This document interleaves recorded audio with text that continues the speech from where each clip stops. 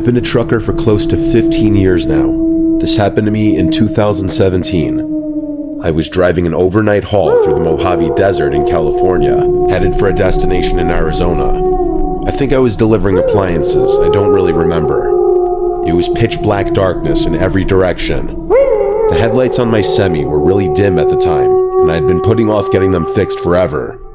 Usually I couldn't tell the difference, but since there were basically no other cars on the road, it was much more obvious. I remember having to strain my eyes every few minutes to make out the road in the distance. That could have been a horror story in of itself. I was debating pulling over for a couple hours and waiting for sunrise, but I didn't want to waste my time. I desperately needed the money at the time, so I kept driving even though it wasn't fully safe. I figured since it was basically a straight line, it would be okay. I think it was about an hour before sunrise when I saw something approaching fast in the distance.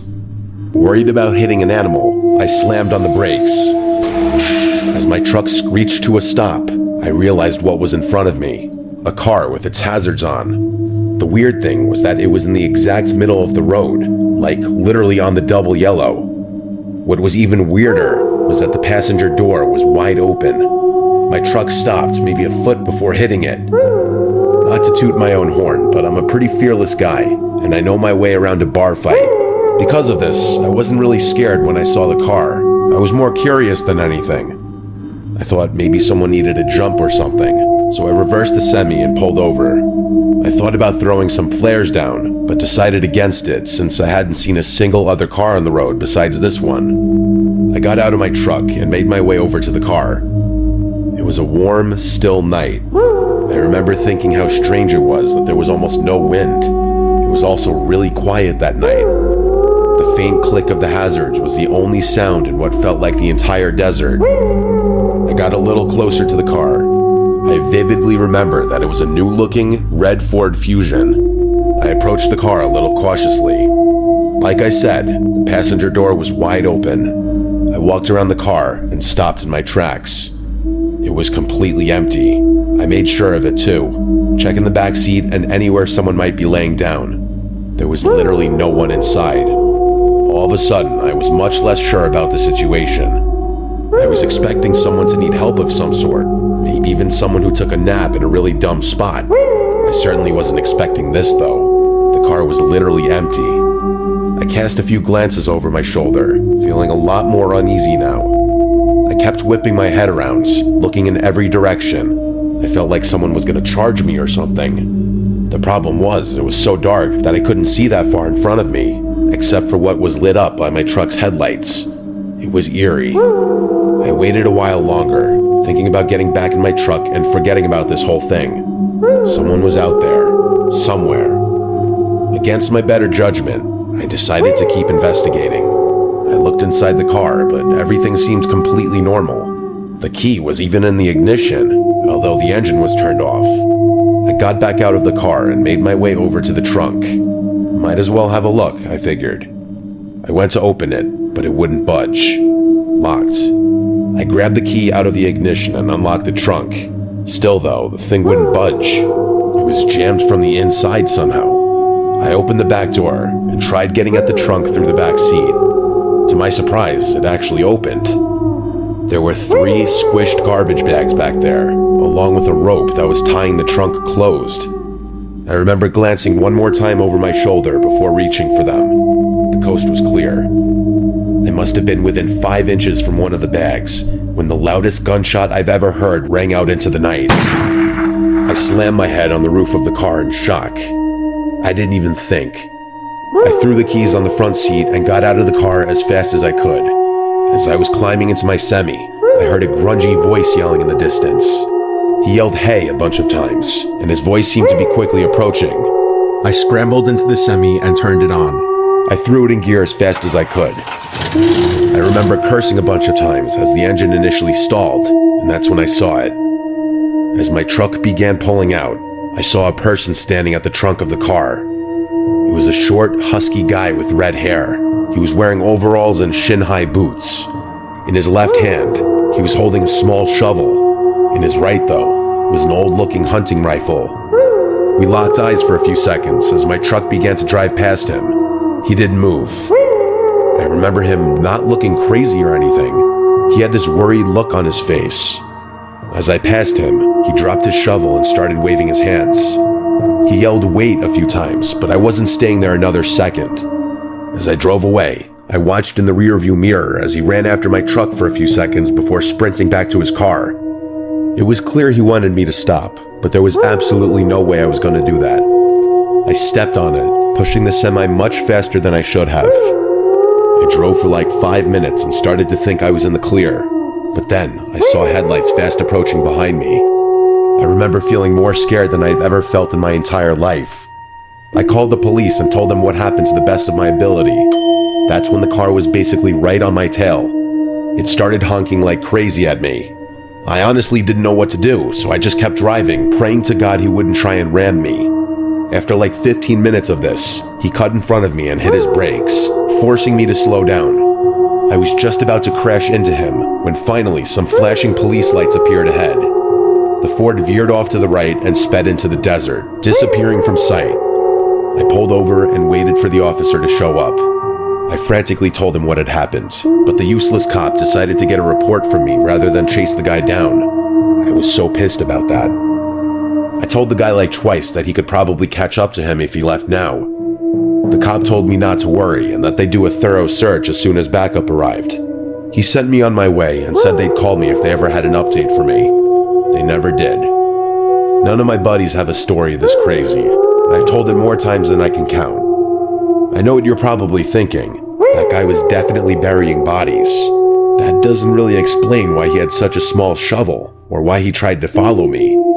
The bags in his trunk were also too small for that, although some of my buddies think he might have done some dismembering. For my own sanity, I like to think that he was burying some other kind of animal, maybe putting a diseased dog out of its misery, or some dangerous snakes.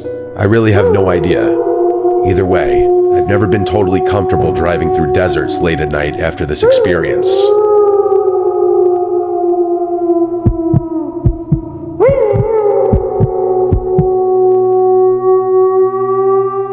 I'm sure you've seen some of the more modern videos online where truckers will document their daily routines and provide tips for each other. Or maybe you haven't. But being as I'm on the younger side in this industry, every time I open TikTok or YouTube Shorts, that's all I see. I won't get into it, but I had to drop out of a pretty prestigious university for some personal reasons, and people always tell me I could have been more than a trucker. It's honestly not a bad gig, though. I've been making deliveries for north of 2 years. Obviously, the only strenuous part of the job is the long hours. You can never truly gauge how the isolation will affect you without experiencing it firsthand. My only advice would be to make peace with whatever demons might be lurking in your subconscious, because they'll definitely eat at your brain in the lonely hours. That's what happened to me, anyway. This happened to me 3 months after getting employed by my first company. I was basically as new in this trade as one could get. I was driving from southern New Jersey to Lafayette, Indiana, a 12-hour drive. 12 hours driving might not seem that crazy, but factor in the fact that I just completed an 8-hour trip, and that should put things into perspective. I wanted to get deliveries done as quickly as possible, so I opted to drive through the night. I'd get to Lafayette just before 3 a.m. Things were going smoothly. There were virtually no other cars on the road, so I was able to push the semi a little faster than normal. About halfway through the drive, I remember reaching down at the center console to chug a Red Bull, but there weren't any. Of course, I had forgotten to restock my truck after completing my previous delivery. After slapping my dashboard a few times, I groaned in frustration, knowing I'd have to stop somewhere. There was nothing I hated more than having to make stops during my drives. I might be unique in this, but I always get exponentially more tired when my vehicle is immobile, even if I'm only stopped for like 20 seconds. After glancing up at the navigation, I figured I had no choice. Either fall asleep on the road, or stop and get an energy drink. In my brain, those options were pretty much equivalent. Reluctantly, I pulled into the first service stop I saw. I had literally no clue where I was, probably somewhere in Ohio at this point. Too late, I realized this wasn't actually a service stop. It was what looked like an abandoned gas station and a repurposed convenience store. I'm not sure if there's any better way to describe it. Either way, it looked like there was another quick stop store not far up the road, so I figured I'd go there if anything. I parked the semi and made my way over to the first convenience store. To be completely honest, I was expecting one of two things to happen. Either the place would be open or the door would be locked. You can imagine my surprise then when the door swung open into a pitch black store. I looked around hoping maybe I'd get lucky and there would be a drink or snack left behind. Just before I was about to turn around, my eyes adjusted to the darkness and I picked up on a faint glow emanating from the corner of the room. I made my way over to it, and the glow turned out to be coming from a back room of some sort. Curiosity got the better of me, and I opened the door slowly. To my pleasant surprise, there was a plugged-in refrigerator against the wall. Eagerly, I opened the door, but found nothing. Literally nothing. The shelves had literally been removed, like the whole appliance had been gutted. As I was shutting the door, I was 90% certain I heard a clatter from the main room, like something hitting the floor. I froze for a good 10 seconds. Had I imagined it? There was no way. Quietly, I walked back into the main room and looked around. Nothing. Part of me wanted to keep investigating. I didn't have time for this, though. I walked out the entrance door and basically jogged to the other shop. It was open, thank God. I paid for my drink and made it back to my truck. Something about this whole stop felt wrong. I needed to get back on the road as soon as possible. I took one last glance at the abandoned store and noticed the door was now open. I was 100% positive I had shut it behind me. It wasn't my job to figure out what was going on here though, so I started the engine and merged my semi back onto the highway. The caffeine started kicking in and snapped me out of my tired haze pretty quickly. My mind began to wander, and I started thinking about how bizarre that whole thing had actually been. I guess a squatter in an abandoned building wasn't the strangest thing in the world, but my brain couldn't explain that refrigerator no matter what theory I thought of. I tried to forget about it and kept driving. It was then that I started noticing weird movements in the curtain behind me. Sweat started dripping down my forehead. I watched in the rearview mirror as the curtain seemed to billow and move, even though I didn't have the air on. I thought the worst. There was someone in my truck. I didn't have any weapons on me or anything, so I discreetly punched in the nearest police station on my phone. The drive there was the most tense and horrifying 20 minutes of my life. I kept imagining that person reaching out to grab me or trying to crash my truck. Finally, I approached the police station. I stopped the semi as close as I possibly could get and basically ran over to the police station. In seconds, my truck was surrounded by police, and after I opened the back, what I saw will stay with me for life. The police pulled out 3 homeless-looking people, 2 men and 1 woman. They were wearing rags and were wrapped in nasty-looking blankets. One of the men was armed with 2 switchblades. All 3 of them refused to talk, but stared menacingly at me as they were getting cuffed. I have no idea what they wanted. I don't think I'll ever know.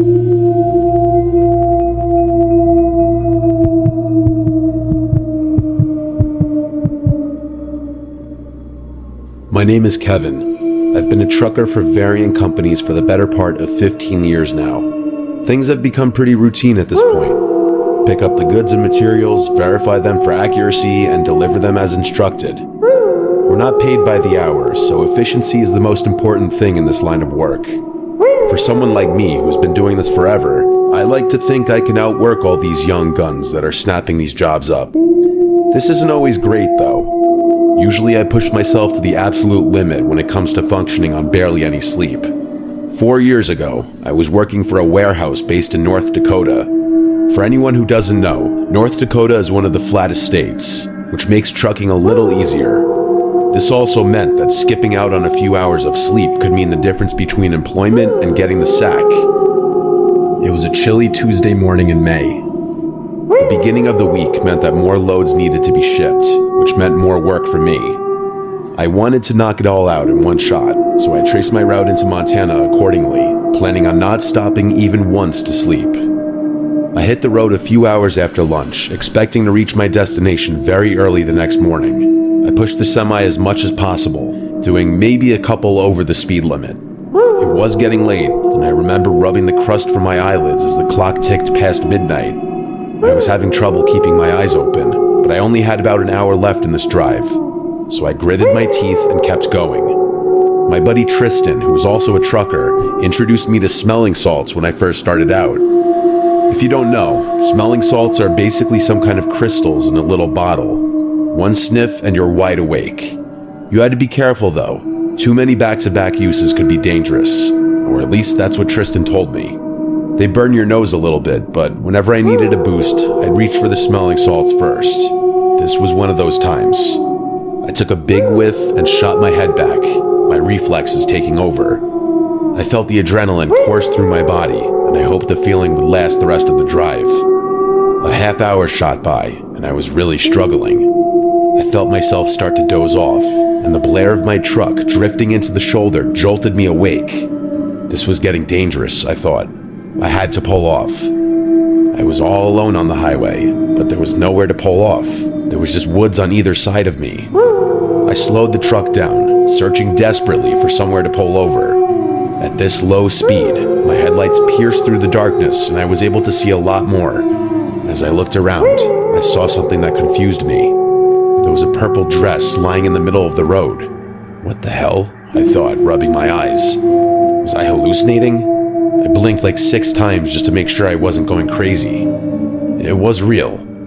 I approached the dress with my truck and stared at it as I rolled by. In hindsight, this should have been more of a red flag, but I think I was just too exhausted to process what was going on. About 200 or so yards away, I passed a pair of shoes. Now I was starting to freak out. What the hell was going on? I passed the shoes, praying to God there would be a place to pull off soon. My old man, David, was a super religious guy, so I clutched his old cross and hoped he would come through for me. A little further up the road, I saw a bunch more random clothing, some of which looked like little kids' clothing. This time I stopped the truck. The panic started to set in. Something was very, very wrong.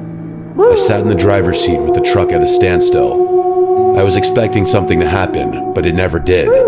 So I did what my instincts told me to do. I stepped out of the truck and went to inspect the clothing. I still remember the feeling of the chilly morning air piercing my skin, which definitely helped my exhaustion. I approached the pile as cautiously as I could. It was indeed kids' clothing.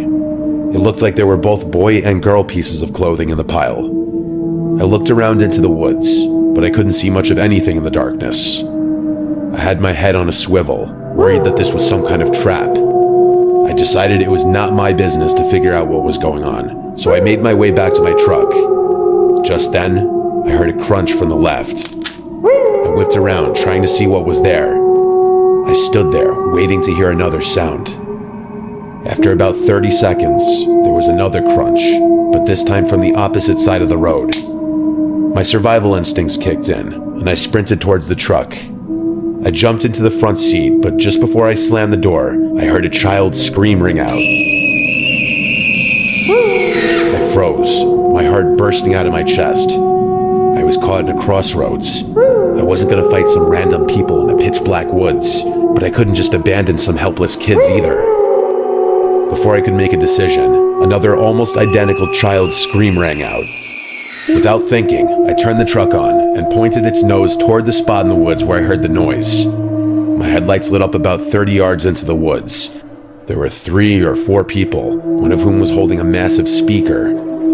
They ducked behind a couple trees as my truck lit them up, but I had exposed them for just enough time to make out what they were doing. They hid from the light before I could really make out any distinctive features, but I swear on my old man David's grave, they were holding up a speaker, trying to lure me into the woods with a fake kid screaming. I was just in shock.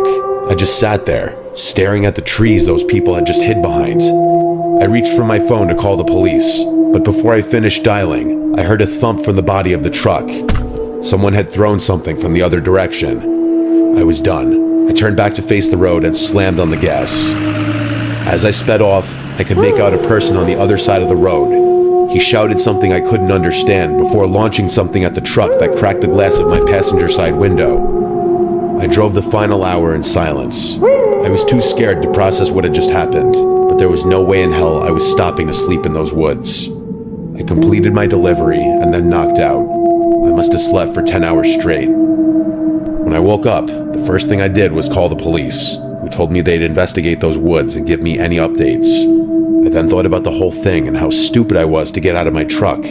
I should have just minded my own business. But the thought of some kids being kidnapped or worse was just too much for me to ignore. To this day, I still have no idea what those people were trying to do. I don't know why they didn't just rush me when they had the chance, or what they were planning to do to me if I ran out in the woods after the kids screaming. In all my years of being a trucker, nothing has ever come close to being as strange or downright terrifying as this experience.